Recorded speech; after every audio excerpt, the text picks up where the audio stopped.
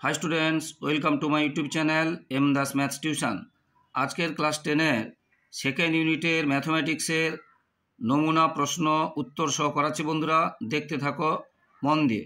এগুলো থেকে অনেকগুলো তোমাদের পরীক্ষাতেও কমন পেয়ে যাবে, কারণ মোস্ট ইম্পর্টেন্ট কিছু প্রশ্ন আছে, তাই মন দিয়ে দেখতে থাকো।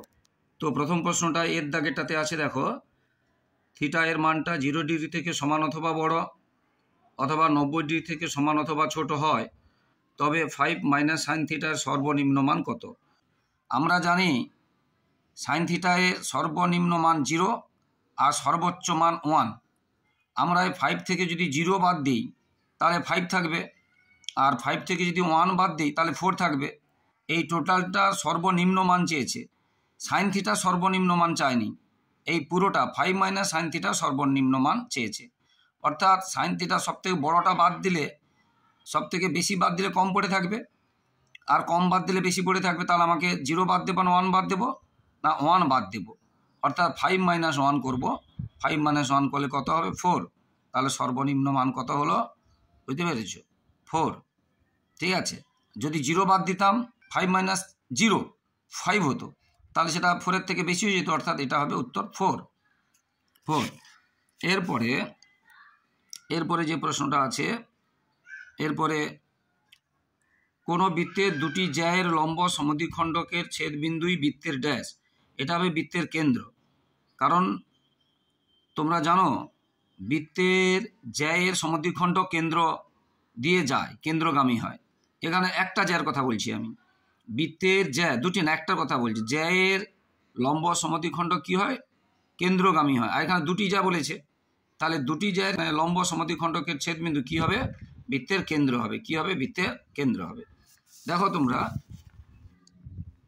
এই একটা বৃত্ত যার কেন্দ্র ও, এই একটা জ্যা আমরা যদি নাম দিই, এটাকে ধরো নাম দিলাম, এটাকে দিলাম যে কোনো নাম দিতে পারি আমরা, এ বি, এটাকে দিলাম সিডি, এবং এর যে এ বি যে জ্যা এ বি জ্যাকে যে লম্ব সমদ্বিখণ্ডক মনে করি এম এন, আর সিডি যার উপরে যে লম্ব সমদ্বিখণ্ডক মনে করি টি পি। দেখো এম এন আর টি পি কোথায় ছেদ করছে? ওতে, এবং ওটা হচ্ছে বৃত্তের কেন্দ্র, অর্থাৎ বৃত্তের কেন্দ্রগামী হবে। উত্তর হবে বৃত্তের কেন্দ্রগামী। অপশানটা যেটা আছে, অপশান নেই, এটা শূন্যস্থান পূরণ, বৃত্তের কেন্দ্রগামী। এবারে সিদ দাগেরটা, পি ভ্যারিজেস 1/b, অর্থাৎ চাপ আয়তনের সঙ্গে ব্যস্তভেদে আছে, যেখানে টি ধ্রুবক টেম্পারেচার, এবং পি ভ্যারিজেস টি, অর্থাৎ চাপ তাপমাত্রার সঙ্গে সরল ভেদে আছে, যেখানে ভিটা হচ্ছে ধ্রুবক, আয়তনটা হচ্ছে যেখানে ধ্রুবক। তো এক্ষেত্রে আমরা কি জানি? আমরা জানি ওই যে P equal to R T, তো সেইখান থেকে আমরা এই যে ইজিতে করতে পারি P by T equal R by V. এটা হবে option, P by T equal R by V. এবারে ডি, একটি শঙ্কুর উচ্চতা, তির্যক উচ্চতা, ভূমি ব্যাস দেওয়া আছে, কিন্তু খেয়াল রাখো ব্যাসার্ধ দেওয়া নেই, ব্যাস দেওয়া আছে, এটা খেয়াল রাখতে হবে, ব্যাস দেওয়া আছে। এইগুলো উচ্চতা, তির্যক উচ্চতা এবং এটা ব্যাস। তো ব্যাস তো কাজে লাগে না, ব্যাসার্ধ করতে হবে ব্যাসকে 2 দিয়ে ভাগ করে, তাহলে ব্যাসার্ধ কত হবে না? d/2। তাহলে এটা যদি আমরা করি, দেখো এটাকে যদি আমরা করি, এটা শঙ্কু করলাম, শঙ্কুর উচ্চতা h, তির্যক উচ্চতা l, এবং যেহেতু ব্যাস দেওয়া ছিল, মানে একদম এখান থেকে এটা দেওয়া ছিল, একদম এখান থেকে এইটা দেওয়া ছিল পুরোটা ব্যাস। আমি ব্যাসার্ধ ধরছি কেন্দ্র থেকে এই পর্যন্ত d/2, যেহেতু ব্যাসটা d দেওয়া ছিল, ব্যাসার্ধ হবে d/2। আবার দেখো এটা একটা সমকোণী ত্রিভুজ, এটা একটা সমকোণী ত্রিভুজ। সমকোণী ত্রিভুজের ক্ষেত্রে এটা অতিভুজ, এটা লম্ব এবং এটা ভূমি। আমরা কি জানি? ভূমি স্কোয়ার বের করলে কি করতে হয়? অতিভুজ স্কোয়ার মাইনাস লম্ব স্কোয়ার। তো সেটা আমরা করেছি সমকোণী ত্রিভুজের ক্ষেত্রে, ভূমি স্কোয়ার সমান অতিভুজ স্কোয়ার মাইনাস লম্ব স্কোয়ার। এখানে ভূমিটা কি আছে? d/2, লম্বটা কি আছে আর অতিভুজটা কি আছে? এটা লম্বটা আছে h এবং অতিভুজটা আছে l। আমরা এখান থেকে রিলেশন পেয়ে গেলাম। আবার বইতে যে মানটা চেয়েছে, প্রশ্নে যেটা চেয়েছে এল স্কোয়ার মাইনাস এই স্কোয়ার বাই ডি স্কোয়ার, তো এল স্কোয়ার মাইনাস এই স্কোয়ার সমান আমরা কি পেয়েছি? d/2 এর হোল স্কোয়ার, সেটা লিখেছি, আর নিচে ডি স্কোয়ার থাকলো। d/2 এর হোল স্কোয়ার মানে কত? ডি স্কোয়ার বাই 4, আর ডি স্কোয়ার বাই 1 আমরা ইচ্ছা করে দিলাম, এবারে উল্টে যায়, নিচের ভগ্নাংশ উল্টে যায়, ডি স্কোয়ার কেটে গেল, থাকলো 1/4। তাহলে ডি স্কোয়ার কেটে গেল, আমরা ডি স্কোয়ার কেটে দিতে পারি, তাহলে থাকলো কত 1/4, 1/4।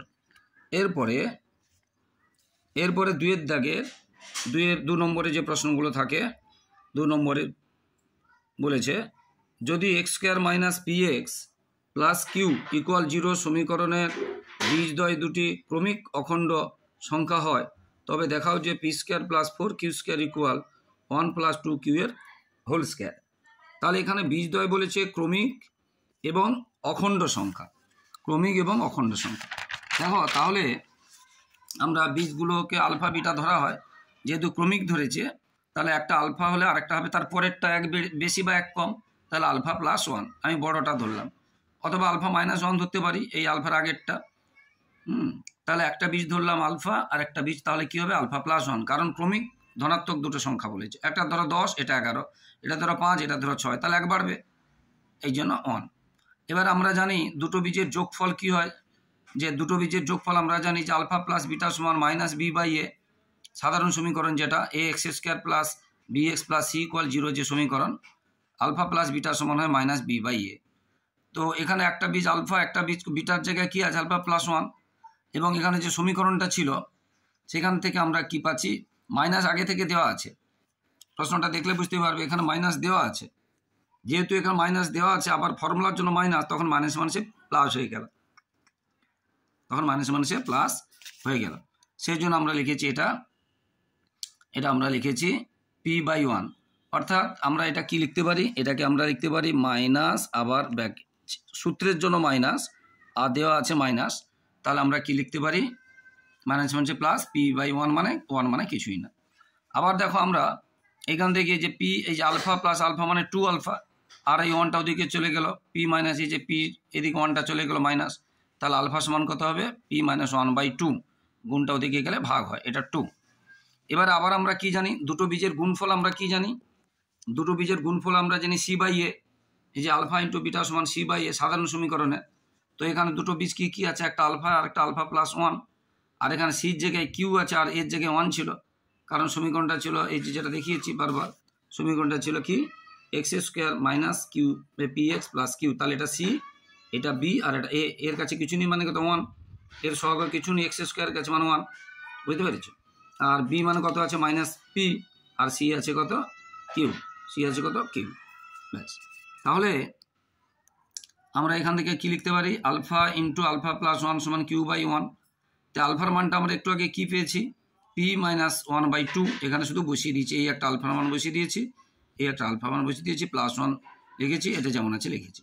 এবার এখানেও কাজ করেছি, একটু সরল করেছি, এই যে 2 + 2 আর 1 -1, তাহলে কি হবে +1 হবে, এই যে +2 আর -1 হবে, আবার এটা গুণ করেছি।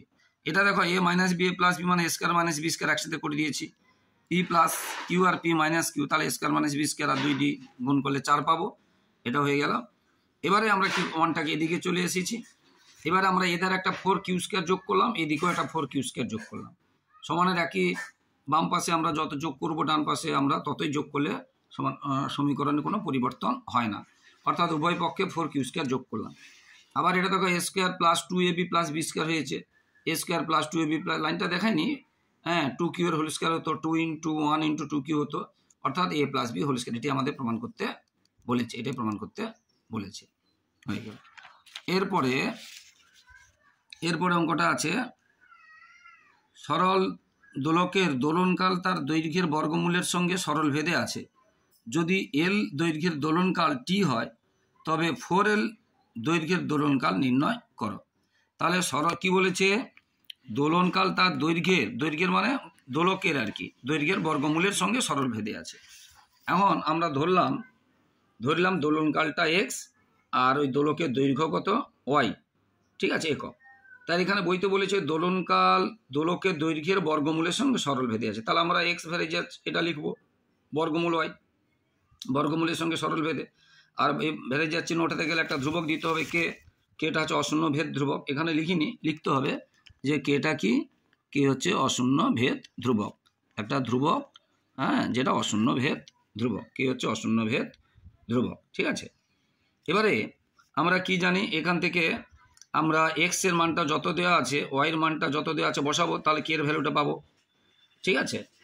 x এর মানটা কত দেওয়া আছে এখানে বলেছে না, প্রশ্নে বলেছে যে এক্স সমান টি বলেছে, এক্স সমান বলেছে টি, মানে দোলনকাল বলেছে টি, আর ওয়াই সমান কি বলেছে এল।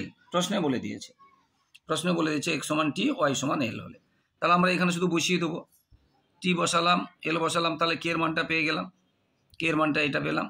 এবারে যে সমীকরণটা যেটা দেওয়া ছিল, যে আমরা এখানে যেটা পেয়েছিলাম যে ওয়াই, এই কে এর মানটা যেটা পেলাম, কে এর মানটা যেখানে পেলাম আমরা সেই কে এর মানটা বসিয়ে দিলাম। কে এর মানটা কি পেলাম, টি বাই বর্গমূল এল। কে এর জায়গায় কি করলাম, কে এর মানটা যেটা পেয়েছি বর্গমূল এল, যে কে না লিখে আমরা লিখলাম টি বাই বর্গমূল এল গুণ বর্গমূল ওয়াই যেমন আছে থাকলো। এবারে বইতে বলেছে ওয়াই সমান 4L, তাহলে যেখানে ওয়াই আছে এই যে ওয়াই জায়গায় 4L বসাবার কিছু না, তাহলে এক্স সমান টি বাই বর্গমূল এল ইন্টু 4L, এটাই বসিয়েছি দেখো, হ্যাঁ টি বাই বর্গমূল এল ইন্টু 4L। আর 4-এর বর্গমূল কত হয়, 2 হয়, আর এলটা বেরোতে পারছে না, এল বর্গমূল এল, এই বর্গমূল এল কেটে গেল, তাহলে থাকলো 2 আর এখানে টি, অর্থাৎ 2t। তাহলে আনসার কি হলো 2t, আনসার কি হলো 2t। পুরোটা দেখে নাও, পুরো অংশটা কিভাবে হয়েছে দেখে নাও, তাহলে আনসার কি হলো 2t। বুঝতে পারলে, যদি এটা সমান হয়, ঠিক আছে। এরপরে যে প্রশ্নটা আছে, এরপরে প্রশ্নটা আছে ও কেন্দ্রীয় বৃত্তের এ বি একটি জ্যা, বি বিন্দুতে অঙ্কিত স্পর্শক বর্ধিত ও একে টি বিন্দুতে ছেদ করেছে, এবং দেওয়া আছে যে বি এ টি 25 ডিগ্রি, তাহলে এ বি টি কত আর বি টি এ মান কত নির্ণয় করতে হবে ও কেন্দ্রীয় একটি বৃত্তের জ্যা, ঠিক আছে। এবারে দেখো, এটা বলেছে ও একটা বৃত্তের কেন্দ্র এ বি জ্যা এবং বি বিন্দুতে স্পর্শক আঁকলাম, আর সেটা এ ওকে টি বিন্দুতে ছেদ করছে, এ ওকে বাড়িয়ে দিলাম, এই যে টি বিন্দুতে ছেদ করছে। এবারে চেয়েছে এ বি টি, এই কোণটা চেয়েছে, আবার বি টি এ এই কোণটাও চেয়েছে, বি টি এ এই কোণটাও চেয়েছে। এখন আমরা জানি স্পর্শক সবসময়ের জন্য ব্যাসার্ধের সঙ্গে 90 ডিগ্রি কোণ করে, অর্থাৎ ও বি টি বা টি বি ও 90 ডিগ্রি হবে, কারণ স্পর্শক ব্যাসার্ধের সঙ্গে 90 ডিগ্রি কোণ করে, কারণ এটা লম্ব, পরস্পর লম্ব, বিটি লম্ব ও বি। আবার দেখো, এটা যেহেতু একটা বৃত্তের ব্যাসার্ধ, একই বৃত্তের ও বিও ব্যাসার্ধ, ও ব্যাসার্ধ, তার মানে ও এ সমান ও বি, দুটো বাহু সমান হয়েছে, দুটো বাহু সমান হলে দুটো কোণও সমান হবে, অর্থাৎ ও এ বি কোণ যা হবে ও বি এ কোণও তাই হবে, 25 ডিগ্রি হবে, সেটা আমরা লিখেছি। তাহলে যেহেতু দুটো ব্যাসার্ধ সমান একই বৃত্তের, তাহলে এই কোণটা 25 হয়েছে, মানে এই কোণটাও 25 হবে, বুঝতে পেরেছো, এই কোণটাও 25 হবে, এই কোণটা এইটা ও বি এ বা এ বি ওটাও 25 হবে। আর এটা বলে দিলাম এটা 90 ডিগ্রি, তাহলে এই 90 এটা 90 আর এটা 25, এটা 90, এটা 25, যোগ করলে আমরা পেয়ে যাবো যেটা চেয়েছে বি এ টি চেয়েছে, হয়ে গেল 115 ডিগ্রি। তাহলে এটা 25 ডিগ্রি, এটা 115 ডিগ্রি, মানে এই বড় ত্রিভুজের এ টি বি বা এ বি টি ত্রিভুজের, এ বি এই যে টি ত্রিভুজের এই পুরো ত্রিভুজের এটা পেয়েছি কত 25, এটা এখনই পেলাম কত 115, তাহলে এটা কত 180 থেকে দুটো বাদ দিয়ে দেবো, 180 থেকে 115 আর 25 বাদ দিয়ে দিলাম, আনসার হয়ে গেল এটা। আশা করি বুঝতে পেরেছ। এরপরে এই রকমের প্রশ্ন কিন্তু আসে, মন দিয়ে দেখবে, শর্ট প্রশ্নগুলো এইভাবেই আসে। এরপরে চেয়েছে একটি লম্ববৃত্তাকার শঙ্কুর আয়তন ও পার্শ্বতলের ক্ষেত্রফলের সংখ্যামান সমান, মোস্ট ইম্পর্টেন্ট, কিন্তু ভীষণ ইম্পর্টেন্ট, এটা বুঝতে পেরেছো, এটা ভীষণ ইম্পর্টেন্ট অঙ্ক। শীটটাও ভীষণ ইম্পর্টেন্ট, একদম শীটটা যেটা করলাম ভীষণ ইম্পর্টেন্ট অঙ্ক, একদম আসবে ধরে নিতে পারো। আচ্ছা, আয়তন ও পার্শ্বতলের ক্ষেত্রফল সমান, এবারে শঙ্কুটির উচ্চতা ও ব্যাসার্ধের দৈর্ঘ্য দেওয়া আছে এইচ এবং আর হলে 1/a² প্লাস 1/r² এর মান কত। এখন দেখো, এখন শঙ্কুর ক্ষেত্রে বইতে বলেছে, প্রশ্নে বলেছে যে আয়তন পার্শ্বতলের ক্ষেত্রফলের সমান, এটা আয়তনের সূত্র, একে 3πr²h, আর এটা পার্শ্বতলের সূত্র, এটা সমান। তাহলে এখানে পাই, এখানে একটা আর এখানে একটা চলে গেল, তাহলে কি থাকলো, আরও একটা আর এইচ থাকলো, আর নিচে 3, এখানে এল থাকলো, কণাকণি গুণ করলাম, এটা হয়ে গেল। এবার দেখো শঙ্কুর ক্ষেত্রে এটা আমরা জানি এটা সমকোণী ত্রিভুজ তৈরি করে, L² H² এবং R² এর সম্পর্ক কি না আমরা জানি, অতিভুজ স্কয়ার সমান লম্ব স্কয়ার যুক্ত ভূমি স্কয়ার, তাহলে লম্বটা এইচ আর ভূমিটা আর অতিভুজটা এল, তাহলে এল আমরা পেলাম L² সমান বা H² প্লাস R² সমান আমরা কি পেলাম L², এটা আমরা পেলাম, ঠিক আছে। এবারে তার এখানে যে মানটা যেটা চেয়েছে 1/a² প্লাস 1/r², তাহলে আমরা এখানে লসাগু করলাম, লসাগু করে যেমন লসাগুকে নিচেটাতে ভাগ করে উপরটা গুণ করতে হয় সেটা করলাম। তাহলে এই মানটা দেখো আমরা এখন পেয়েছি এল স্কোয়ার, আর এই স্কোয়ার আর স্কোয়ারের মানটা দেখো এখানে 3l স্কোয়ার নয়, এটা HR এর, আর এখানে স্কোয়ার আছে বলে আমরা 3l স্কোয়ার দেবো। 3l স্কোয়ার মানে কত 9, এল স্কোয়ার কেটে গেল, তাহলে থাকলো কত 1/9। এরপরে একটা আছে, এটা যদি থিটা ধনাত্মক সূক্ষ্ম কোণ হয় তবে দেখাও যে sine theta less than tan theta, অর্থাৎ টেন থিটাটা বড় হবে। থিটা ধনাত্মক সূক্ষ্ম কোণ হয় তবে দেখাও যে সাইন থিটা, বুঝতে পেরেছো, লেস দেন টেন থিটা।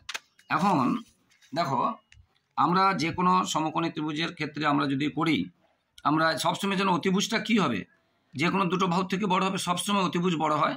তাহলে এসির থেকে এসিটা AB বা BC থেকে সবসময় যেন বড় হবে। এবার সাইন থিটা সমান আমরা কি জানি না, লম্ব বাই অতিভুজ। এখানে এই ত্রিভুজের লম্বটা এটা আর অতিভুজটা এটা। আর ট্যান থিটা সমান আমরা কি জানি, লম্ব বাই ভূমি।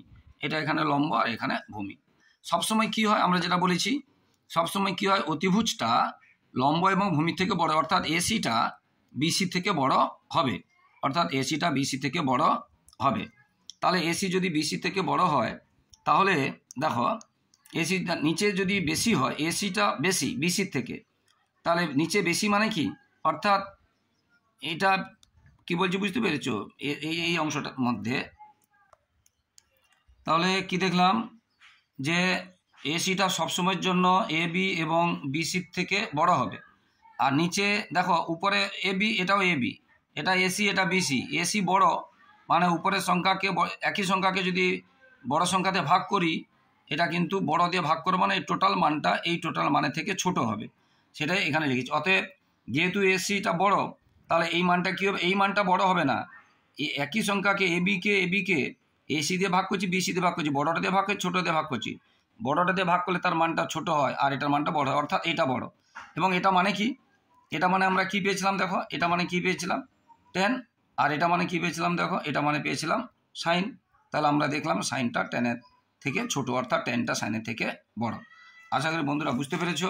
মন দিয়ে অঙ্কগুলো দেখো বন্ধুরা, অবজেক্টিভ কিন্তু একটু প্র্যাকটিস করতে হয়। গণিতে 100 পেতে গেলে বা 80-র উপরে নম্বর পেতে গেলে অবজেক্টিভ করতেই হবে। তাই বন্ধুরা মন দিয়ে দেখতে হবে এবং ইম্পর্টেন্ট অবজেক্টিভগুলো করালাম।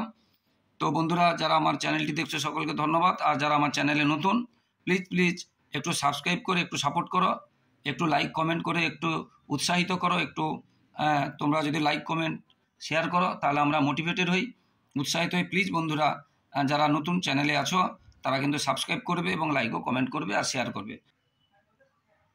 দরকার হলে স্ক্রিনশট নিয়ে নাও।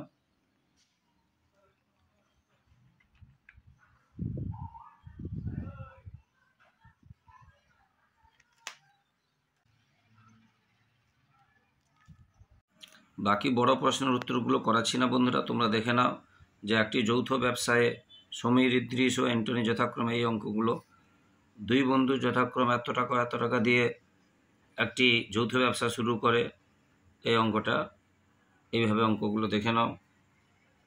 এছাড়া এক্স ও ওয়াই দুটি ভিন্ন বাস্তব সংখ্যা হলে এক্স ভ্যারিজ এইচ ওয়াই, দেখে নাও এই অঙ্কগুলো। সমীকরণ একটি বীজ এত এবং এটা সমীকরণের বীজ দুটি সমান, বি এর মান নির্ণয় করো। একটি গোলকের ব্যাস অপর একটি গোলকের ব্যাসের দ্বিগুণ, অঙ্কগুলো দেখে নাও। একটি লম্বা শঙ্কু আকৃতির লোহার পাতের বয়া তৈরি করতে, এটা মোস্ট ইম্পর্টেন্ট অঙ্ক আছে, ভীষণ ইম্পর্টেন্ট অঙ্ক আছে, এটা দেখে নাও। এই জ্যামিতিগুলো দেখো। প্রমাণ করো একটি সমকোণী ত্রিভুজের সমকোণী বিন্দু থেকে অতিভুজের উপর লম্ব অঙ্কন করলে, ভীষণ ইম্পর্টেন্ট আছে সদৃশ্যতা থেকে। দুটি বৃত্ত পরস্পরকে স্পর্শ করলে উপপাদ্য, দুটো দেখে নাও উপপাদ্য। এবারে প্রয়োগগুলো ইম্পর্টেন্ট আছে দেখো। ও কেন্দ্রীয় বৃত্তের কিউআর একটি যে দেখো অঙ্কিত স্পর্শক, এই দেখে নাও অঙ্কটা, ভীষণ ইম্পর্টেন্ট আছে। দুটি মধ্যমা, এই অঙ্কটা দেখে নাও, এই যে ও এ সমান 3OG, ভীষণ ইম্পর্টেন্ট আছে। এবারে পরিবৃত্ত ইম্পর্টেন্ট আছে, 2025-এর জন্য পরিবৃত্ত ইম্পর্টেন্ট আছে। অন্তবৃত্ত আসবে না এবছর, চান্স কম। পরিবৃত্তটা বেশি ইম্পর্টেন্ট আছে। এইগুলো দেখো না বন্ধুরা, বড় প্রশ্নগুলো।